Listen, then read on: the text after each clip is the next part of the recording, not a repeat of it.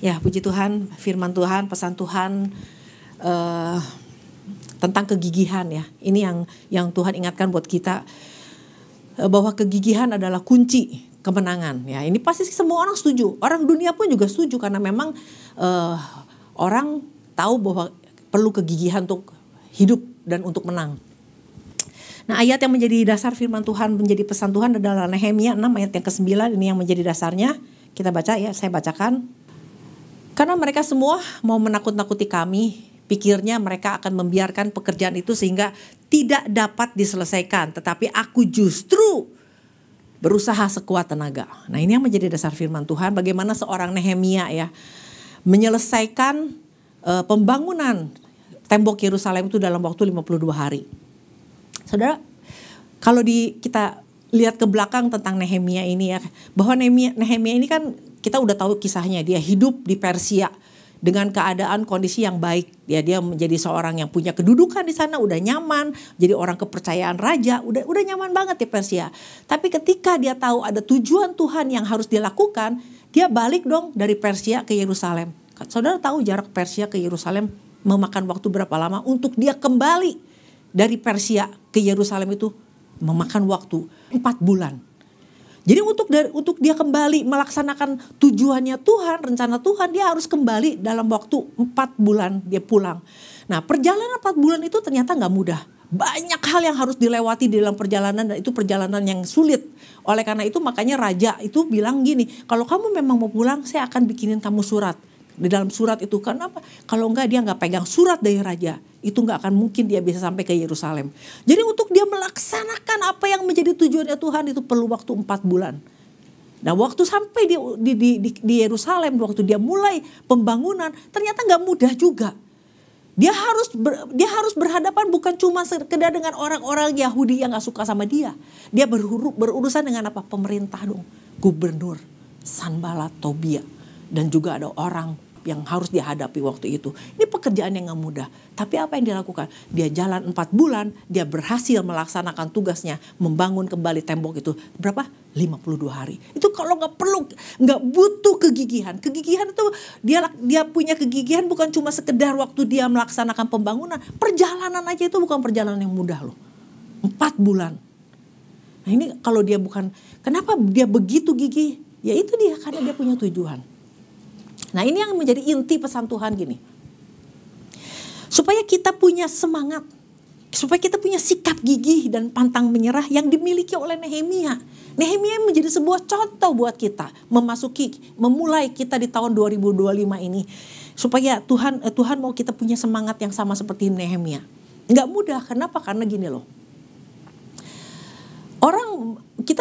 Orang mengakhiri tahun 2024 itu ada kepahitan, ada kekecewaan, ada pengharapan yang dia pikir, aduh pasti nih bisa semuanya digenapi. Ternyata banyak yang sampai akhir 2024 pun juga ada rencana dia, ada harapan-harapan yang belum terlaksana. Nah, berapa banyak orang yang nggak sedikit orang percaya yang menjadi percuma juga, janji Tuhannya ada, visi Tuhannya ada, semua yang Tuhan sediakan ada, tapi kok buat saya belum terlaksana. Pemulihan belum terjadi, masalah ekonomi masih menjadi pergumulan utama saya, pernikahan saya masih menjadi pergumulan saya. Nah, ini yang kadang-kadang memasuki, jadi dengan hal-hal yang belum terlaksana di tahun 2024 ini kadang-kadang memasuki 2025 sama aja kayaknya. Visi mah visi, janji Tuhan mah janji Tuhan, tapi ini belum tentu juga lah. Tahun lalu juga, tahun sebelumnya juga gitu sama aja. Nah, ini kan Tuhan gak mau kita berpikir seperti itu. Pokoknya Tuhan mau waktu kita memasuki tahun 2025, memang ada hal yang belum terlaksana. Tapi bukankah kita menyadari bahwa dari sepanjang tahun 2024 dikatakan bahwa kadang-kadang kita pikir Tuhan gak ada. Kadang-kadang kehadiran Tuhan tuh kita gak sadari. Tapi apa yang kita laksanakan walaupun belum tergenapi menurut kita, yang penting kita ada di dalam rencananya Tuhan. Amin. Kadang-kadang yang membuat kecewa apa? Karena rencana kita, kepengen kita, cita-cita kita, apa yang kita mau itu semua terlaksana. Pengen sembuh, pengen sehat, pengen kaya, pengen beli ini, pengen beli itu, pengen punya ini, punya itu. Itu kan keinginan kita.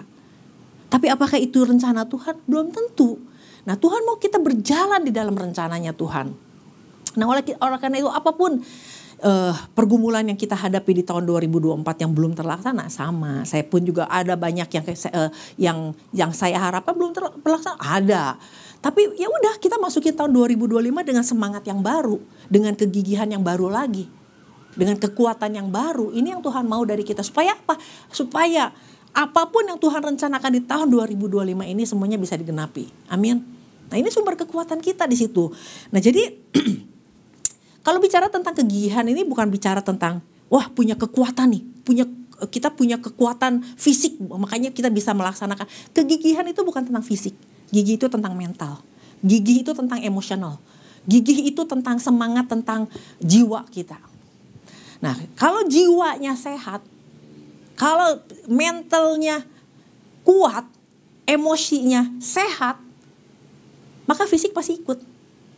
Fisik akan mengikuti, daging ini akan mengikuti apa yang kuat yang akan menuntun dia. Nah jadi kalau bicara tentang gini berbicara tentang apa? Tentang mental kita. Tentang kekuatan yang ada di dalam kita. Jadi waktu kita masuk tahun 2025 mungkin di akhir tahun 2024 itu ada emosional torn yang robek ya, emosi yang robek, kekuatan yang ada keletihan, ada hal-hal yang mengecewakan, tapi biarlah masuk ke tahun yang baru ini. Kita pakai semangat Nehemia ini yang luar biasa. Amin. Nah kadang-kadang kalau bicara tentang tujuan Tuhan, rencana Tuhan, orang suka pikir gini, emang kita gak boleh punya cita-cita gitu?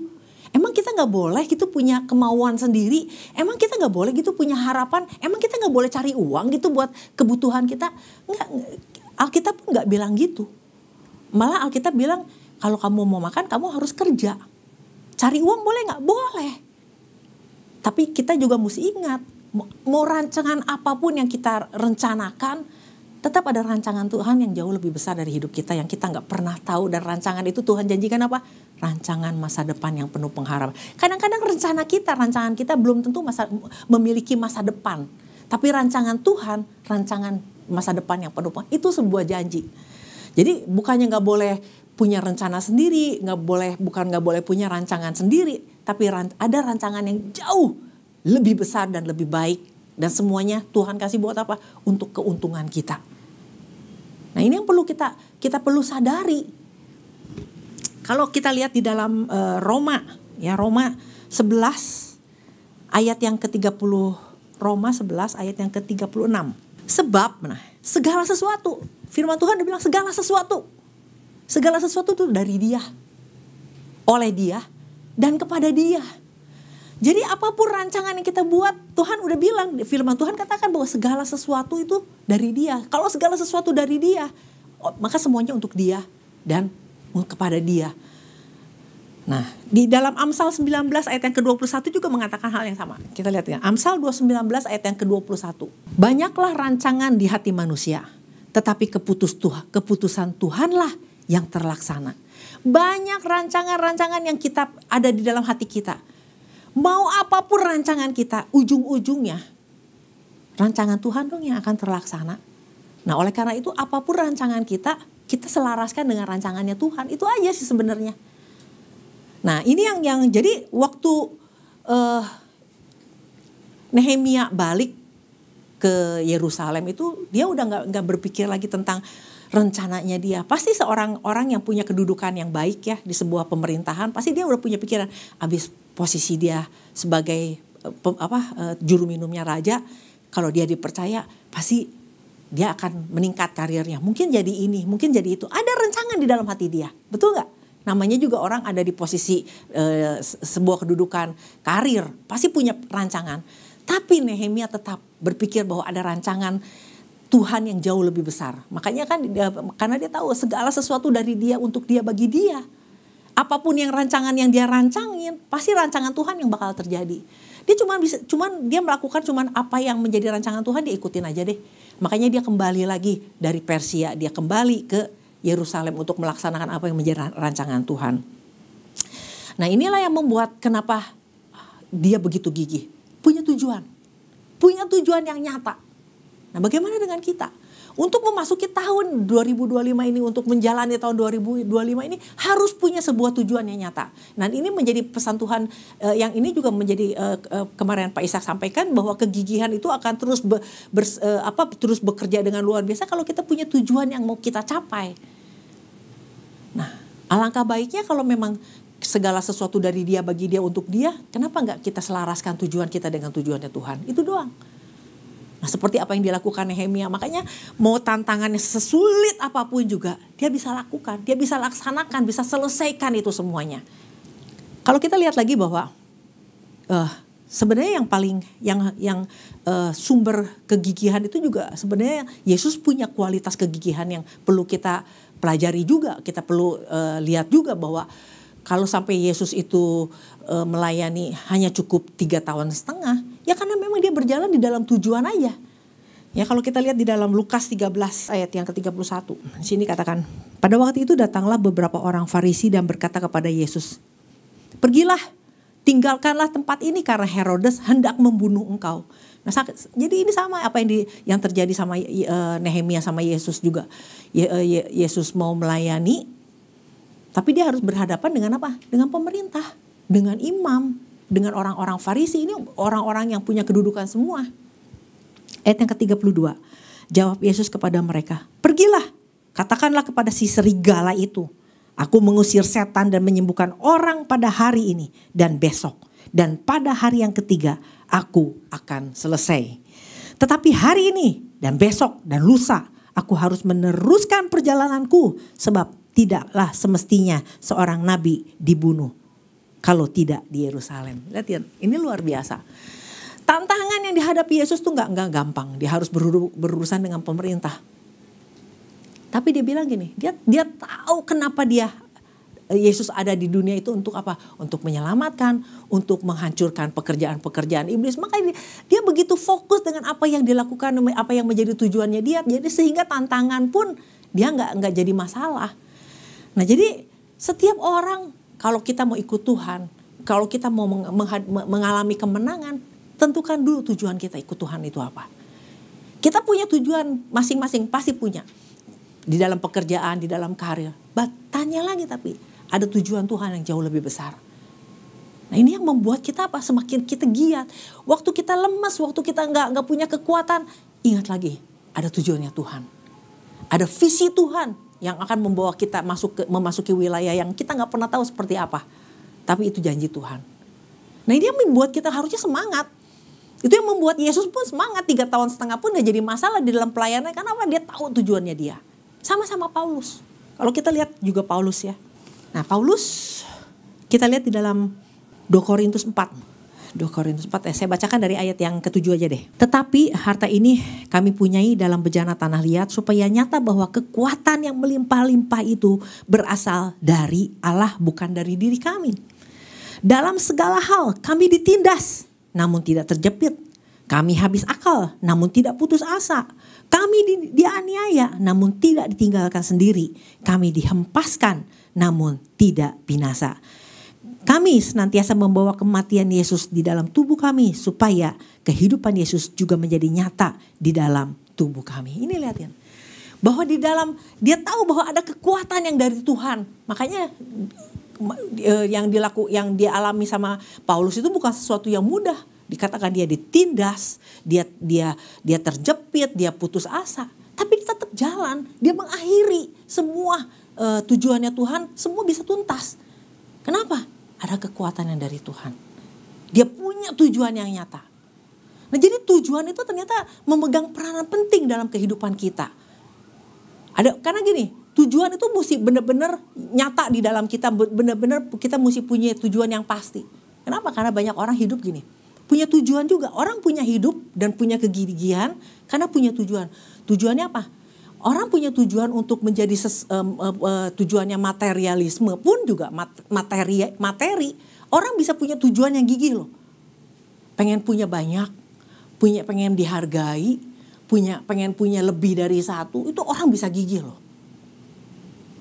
Nah kegigihan ini pun juga sebenarnya harusnya dimiliki di dalam hal rohani. Orang punya tujuan apa? Orang punya tujuan untuk dianggap, diperhitungkan orang. Orang bisa usahanya mati-matian untuk diperhitungin orang. Orang bisa gigih banget untuk perkara ini. Supaya apa? Oh dulu gue dihina. Sekarang gue gak mau dihina. Gue pengen orang menghormati gue. Oh itu punya tujuan yang kayak gitu. Orang bisa luar biasa kegigihannya. Tapi kan itu bukan tujuan kekal. Buat tujuan sementara aja. Orang bisa begitu gigih. Orang bisa begitu serius menjalaninya. Nah, tapi tujuan Tuhan, perkara-perkara rohani ada perkara yang jauh lebih kekal. Yang kekal, yang akan kita hadapi, yang akan kita miliki. Yang sementara kan nanti juga ditinggalin. Udah gigih, udah capek-capek, nanti ditinggalin.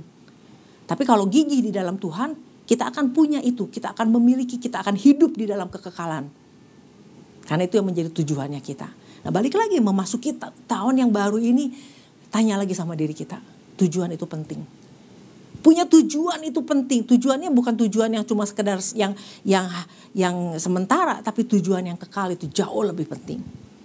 Nah itulah makanya kenapa Paulus itu begitu luar biasa, karena dia tahu waktu dia ketemu Tuhan di Damsik kan, dia tahu banget waktu itu Tuhan bilang kamu akan jadi alatku, kamu akan melakukan ini dan itu. Dia pegang itu. Waktu dia tahu itu Tuhan pilih dia jadi apa, dia pegang itu dan itu yang menjadi tujuan hidup dia. Menjadi alatnya Tuhan. Dia mau menangkan jiwa, dia akan memenangkan banyak orang bagi Tuhan. Dia tahu dia alatnya Tuhan. Nah kembali lagi kita nih. Kita dipilih Tuhan bukan semata-mata supaya kita bisa memanfaatkan Tuhan dalam hidup ini.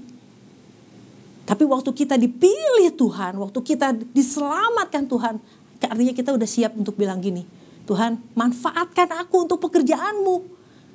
Banyak orang kan memanfaatkan Tuhan untuk kerjaan kita. Itu yang jadi masalah gitu loh. Nah oleh karena itu Tuhan ingatkan kita bahwa tujuan itu begitu penting untuk kita untuk kita punya kegigihan itu harus punya tujuan yang jelas. Nah untuk bisa punya kegigihan berarti ada sesuatu yang kita harus beresin dulu. Yang tahun 2024 belum yang mengecewakan, yang membuat kita letih itu harus diberesin. Betul nggak? Jadi jangan masuk tahun 2025 dengan keletihan, dengan udahlah gimana nantilah, udahlah jalannya yang penting mah udahlah ikut Tuhan aja. Paling juga yang penting nanti mati masuk surga. Bukan kayak gitu. Itu orang yang udah dalam kondisi yang kayaknya gak punya harapan. Tapi waktu kita memasuki tahun 2025, apapun yang ada di belakang kita tinggalkan. Kita mau berlari-lari kepada tujuan yang lebih nyata lagi. Itu yang kata Rasul Paulus katakan. Nah jadi dalam hidup sehari-hari ya, ketika tubuh ini letih, ketika kita terlalu banyak kerja, kita kan selalu bilang, aduh perlu healing nih, mau refresh nih, mau pergi refreshing gitu kan. Nah kita bisa meninggalkan pekerjaan untuk refreshing. Supaya apa? Kembali lagi kita dalam kondisi yang udah seger, udah kuat kembali. Itu fisik. Nah kalau jiwa, mental, emosi kita letih, kemana kita bisa refresh?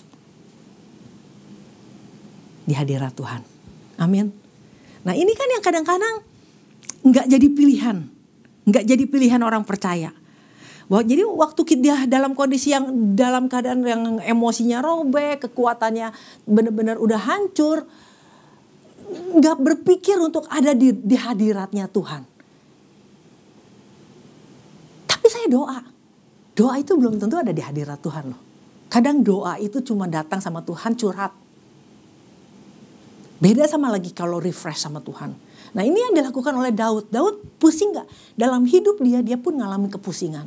Tapi apa yang dilakukan di dalam Mazmur 23 ayat yang pertama sampai yang ketiga kita lihat. Mazmur 23 ayat yang pertama. Tuhan adalah gembalaku, takkan kekurangan aku.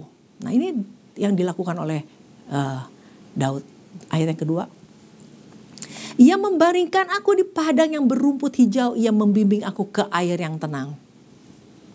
Ia menyegarkan jiwaku. Ia menuntun aku di jalan yang benar oleh karena namanya. 4. Sekalipun aku berjalan dalam lembah kekelaman, aku tidak takut bahaya sebab engkau besertaku. Gadamu dan tongkatmu itulah yang menghibur aku. Kebajikan dan kemurahan belaka yang mengikuti aku seumur hidupku, dan aku akan diam dalam rumah Tuhan sepanjang masa. Nah, jadi kalau kita lihat di dalam ini di dalam bahasa Inggrisnya ada yang menyegarkan jiwaku, yang merefresh lagi. Waktu kita ada di dalam hadiratnya Tuhan, kita di-refresh lagi. Nah, ini apa sih yang adanya di hadirat Tuhan? Saya udah doa loh. Nah, ada di hadirat Tuhan betul artinya kita menikmati ada di dalam hadiratnya Tuhan, menikmati. Ada mengucap syukur, ada bagaimana sih kalau tubuh kita lagi capek terus kita refreshing, kita menikmati pemandangan, kita nikmati makan, kita nikmati, semuanya kita nikmati. Nah, ini yang Tuhan mau. Kadang-kadang doa itu nggak menikmati. Kita kadang-kadang doa itu datang dengan ketegangan, datang dengan kehancuran, datang dengan besok nih ada tagihan belum selesai nih, minta tolong sama Tuhan. Tegang toh saudara. Tapi Tuhan mau kita datang dengan kembali lagi dalam keadaan yang santai, yang menikmati Tuhan. Nah, itu yang Tuhan mau dari kita. Saya ingat ya, kan saya nge-gym kan. Nah, kalau udah habis nge-gym, terus kan ada pendinginan kan. Nah, waktu pendinginan tuh pendinginan aja saya kaku. Sampai akhirnya si coachnya bilang, pendinginan jangan kaku, regangkan, santai. Jadi jangan, ini aja masih pada kaku. Terus santai, nikmati. Nah, ini. Makanya kenapa untuk kita datang, kok udah datang sama Tuhan, udah cari Tuhan kok masih belum seger. Ya mungkin kita datang dengan ketegangan. Tuhan mau waktu kita datang sama Tuhan betul-betul kita dalam kondisi yang menikmati. Tuhan membaringkan aku di rumput yang hijau, yang menyegarkan jiwaku. Ada menikmati, dan jadi kalau mau menikmati membaringkan aku, menyegarkan itu, ini gak cuma semenit 2 menit saudara. Ini bisa waktu yang lama. Bisa setengah jam baru keluar dari hadirat Tuhan dalam kondisi yang baru. Jadi kalau kita datang, Tuhan terima kasih untuk makanan ini, terima kasih, amin. Itu mah nggak cuma sebentar, belum sampai refresh kitanya, belum sampai segar kembali. Tapi ketika Tuhan ingatkan kita, menyegarkan apa yang dilakukan oleh Daud, dia gembalaku yang baik, dia membaringkan aku. Itu sesuatu yang butuh waktu untuk bisa menikmati kehadiran Tuhan dalam hidup kita. Nah, waktu kita betul-betul bisa menikmati kehadirannya Tuhan, bisa menikmati hadiratnya Tuhan, itulah kenapa Daud bisa memuji Tuhan. Kau baik Tuhan, kau gembala yang baik, kau luar biasa Tuhan, kau gunung batu. Kenapa dia menikmati? Ada pengalaman dia bersama dengan Tuhan itu yang membuat dia menjadi kuat kembali. Nah, itulah yang namanya penyembahan. Menyembahan itu adalah orang yang udah ngalami Tuhan dan melihat kebaikannya Tuhan. Itulah penyembahan. Ngalami Tuhan. Ada di hadirat Tuhan. Makanya dia bisa bilang, aduh luar biasa Tuhan. Oh luar biasa engkau.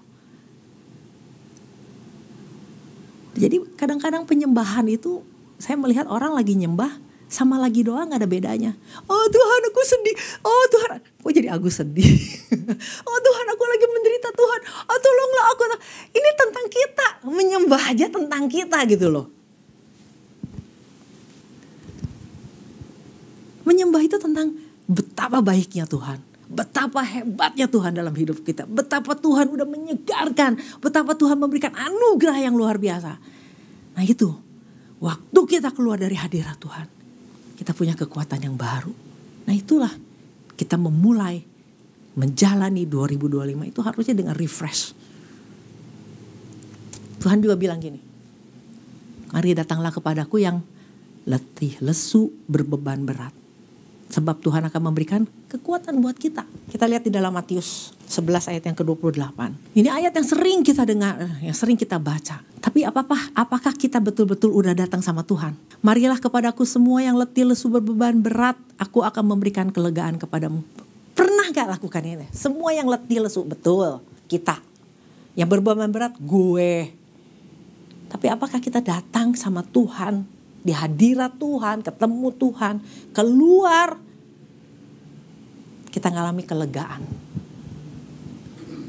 Dan itu untuk sampai ngalamin kelegaan, itu bukan sejam, bukan semenit 2 menit. Perlu waktu, perlu nggak bisa diburu-buru. Sama seperti orang pergi keletihan, healing itu lama nggak sih? Kadang-kadang kan orang bisa nginep berhari-hari kan. Staycation itu apa sih sebenarnya? Itu healing, keluar dari tempat tempat main, staycation, baru kita ngalami, waduh ada kekuatan yang baru. Nggak cuma sejam, nggak cuma semenit 2 menit itu bisa healing. Sama. Nah, ada di hadirat Tuhan itu kenapa Tuhan bilang, ayo yang letih lesu, berbeban berat, datang kepadaku. Bukan doa, datang untuk terima kesegaran yang baru. Sama seperti Daud, datang kepada gembala yang membaringkan kita di air yang tenang. Nah itu, kalau enggak kita dari tegang 1 ke tegang 2 ke tegang ke tegang yang 3 itu kan terus-terusan tegang. Nah biarlah pesan Tuhan buat kita di minggu ini, kita tahu bahwa Tuhan mau kita menjadi orang-orang yang berjalan dengan kegigihan yang baru. Katanya dengan kegigihan yang baru dikatakan bahwa memasuki tahun 2025 harus level up. Ya artinya kesegaran yang baru, kekuatan yang baru, apalagi kebahagiaan yang baru, sukacita yang baru. Nah itu nggak jatuh dari surga. Kita sendiri ada bagian kita yang harus kita lakukan, ada bagian kita yang harus kita datang sama Tuhan sumber yang memberikan kekuatan buat kita. Dikatakan di dalam Ibrani bahwa dia adalah imam besar agung yang bisa, yang turut merasakan apa yang dirasakan sama kita. Karena dia pernah jadi manusia. Dia tahu benar kesusahan dan cuma dia yang bisa kasih kesegaran baru buat kita. Amin. Demikian firman Tuhan menjadi kekuatan buat kita semua. Amin.